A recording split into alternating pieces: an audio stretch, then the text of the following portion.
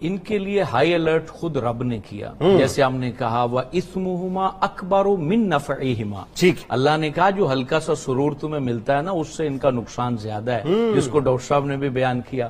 اور پھر اللہ کریم کے بعد رسول اکرم صلی اللہ علیہ وسلم جو محسن کائنات ہیں اور رحمت للعالمین ہیں، انہوں نے فرمایا کہ الخمر مفتاح کل شر، کہ جو شراب ہے، جو مے نوشی ہے، جو نشہ آور چیزیں ہیں، یہ ہر برائی کی چابی ہیں. اور پھر حضرت عثمان غنی رضی اللہ تعالیٰ عنہ روایت کرتے ہیں کہ حضور صلی اللہ علیہ وسلم نے فرمایا کہ جو شراب ہے وہ ام الخبائث ہے. پھر حضور فخر عالم صلی اللہ علیہ وسلم نے وعید فرمائی، کہا کہ اللہ تعالیٰ اپنی عزت کی قسم اٹھا کے فرماتا ہے جس نے جتنی شراب دنیا میں پی وہ معاشر میں آئے گا تو اتنا ریشہ اور پیپ اس کو پلایا جائے گا. اللہ.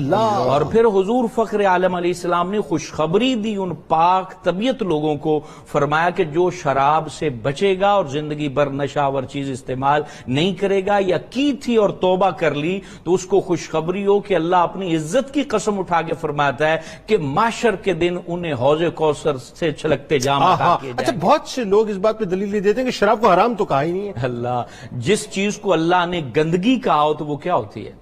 رجس کا نا. جب رب کہہ رہا کہ یہ گندگی ہے اور شیطانی عمل ہے تو حرام کام شیطانی عمل ہی تو بت پرستی کے ساتھ جوڑ کے بتایا، اور پھر اس کو بت پرستی کے ساتھ جوڑ دیا. اور اللہ تعالیٰ جس سے ناراضگی کا اظہار کرے حرام چیز پر لعنت کی جاتی ہے. تو حضور علیہ الصلوۃ والسلام نے اس کی دلیل پھر حدیث سے مل جاتی ہے. آپ نے فرمایا کہ اللہ رب العالمین ان لوگوں پر لعنت فرماتا ہے جو شراب بناتے ہیں، جو شراب بیچتے ہیں، جو خریدتے ہیں، جو اٹھاتے ہیں، جن کے لیے چھلکتا جام تیار کیا جاتا ہے اور جو اس کو نچوڑتے ہیں، جو پیش کرتے ہیں، ان تمام لوگوں پر اللہ نے لعنت فرمائی. اب آپ بتائیں اگر سر بازار کسی شخص کو کہا جائے کہ تمہارے اوپر لعنت ہے تو وہ اسلحہ اٹھا لے گا اور مارنے کے لیے تیار ہو جائے گا. اور وہ کتنے بدبخت ہیں جن پر رب لعنت فرما رہا ہے. اور وہ وہی ہیں جو شراب کے دھندے میں پڑے ہوئے ہیں اور اس کے بزنس کرتے ہیں، اس سے پیسہ کماتے ہیں، اس سے بڑے بڑے بنگلے بناتے ہیں، اس کو سمگلنگ کرتے ہیں. ہمارے لیے سب سے بڑی بات تو حضور کی ذات گرامی قدر ہے. کتنی خوبصورت بات. حضرت ہانی بن حبیب حضور کے دوست تھے، کلمہ پڑھا اور 9 ہجری میں یہ وفد لے کر نبی پاک کی بارگاہ میں حاضر ہوئے. 3 تحفے تھے ان کے پاس، ایک گھوڑا تھا بہترین، ایک ریشم کا جبہ تھا اور ایک ان کے پاس جو ہے وہ شراب کا مشکیزہ تھا. تو حضرت ہانی بن حبیب نے جب تینوں چیزیں حضور جان رحمت کو پیش کی تو فخر عالم نے گھوڑا رکھ لیا، جبہ بھی رکھ لیا اور فرمایا یہ جو مشکیزہ ہے اس کی شراب جا کے زمین پر گرا دو. کہا حضور بیچ نہ دوں کہ بیچ کر جو ہے اس سے چلو پیسہ لے لوں گا، جو مسلمان نہیں ہے وہ خرید لیں گے. کہا جس کو رب نے حرام کر دیا اس کو تم بیچ بھی نہیں سکتے. میں آپ کو بتاؤں بہت سے لوگ، میرا جب یہ ظاہر انٹرنیشنل ٹورز وغیرہ جب ہوتے تو میں نے بہت سے لوگوں کو دیکھا کہ وہاں جو سٹورز جو لیتے ہیں ظاہر ان میں بڑا شراب چونکہ فریکوینٹلی بکتی ہے اور وہ کاسٹ اپنی نکالنا اور اس سے کچھ نفع مطلب ہو جاتا ہے تو ذرا چیزیں بیل.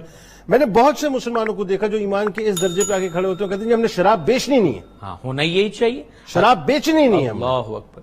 حضرت علی المرتضیٰ شیر خدا فرماتے ہیں شراب کا قطرہ جس جگہ پر گر جائے وہاں پر مینار کھڑا کیا جائے اور اس پہ کھڑے ہو کر اذان دینے کا کہا جائے تو میں اس منار پر کھڑے ہو کر اذان بھی نہیں پڑھوں گا. اور پھر آپ فرماتے ہیں جس دریا میں شراب گرا دی جائے وہ سوکھ جائے اور وہاں پر گھاس اگے تو میں اس پر اپنی بکریوں کو اور جانوروں کو چرنے کے لیے نہیں بھیجوں گا. اچھا یہ کیا بات ہے، تم یہاں پیو تو حرام ہے، تم وہاں پیو تو حلال ہے، یہ کیا اصل میں شراب پینے والی چیز کو کہتے ہیں، لیکوڈ چیز کو کہتے ہیں. شراب جو ہے مایا کو کہتا ہے. عربی میں جائیں تو وہاں پر اس پہ لکھا ہوگا شراب کا لفظ لکھا ہوتا ہے. تو عربی میں شراب وہ چیز جس کے اندر گندگی پیدا ہو جائے. ہے تو یہ انگور کا شیرہ نا، جو کا پانی ہے، نبیز ہے، وہ پڑا رہا ہے، اس میں جراثیم پیدا ہوئے ہیں یا پیدا کیے گئے ہیں اور پھر وہ نشہ دینے لگ گیا. نشہ دینے کی وجہ سے وہ پانی منع ہو گیا. فی نفسے ہی تو وہ پانی تھا نا، تو وہ پانی میں نشہ پیدا ہوا، عقل زائل ہوئی تو وہ حرام ہو گیا. تو معاشر کے دن 3 چیزیں ہیں. ایک ہے تسنیم کا چشمہ،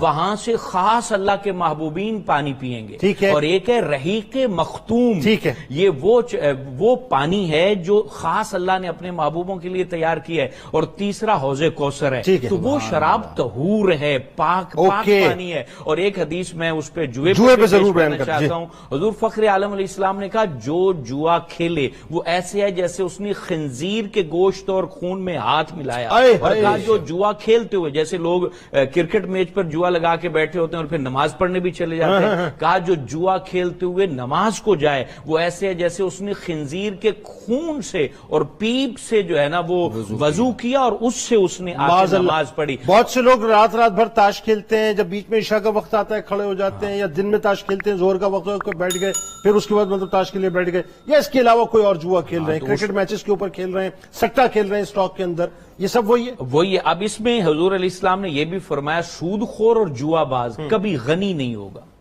وہ ہمیشہ مرتا رہے گا، ہمیشہ بڑی پلاننگ کرے گا کہ میں بڑا جوا کھیل لوں، اس کا دل بھرے گا نہیں، وہ مرتا رہے گا اور وہ فقر کی حالت میں مرے گا جو جوا باز اور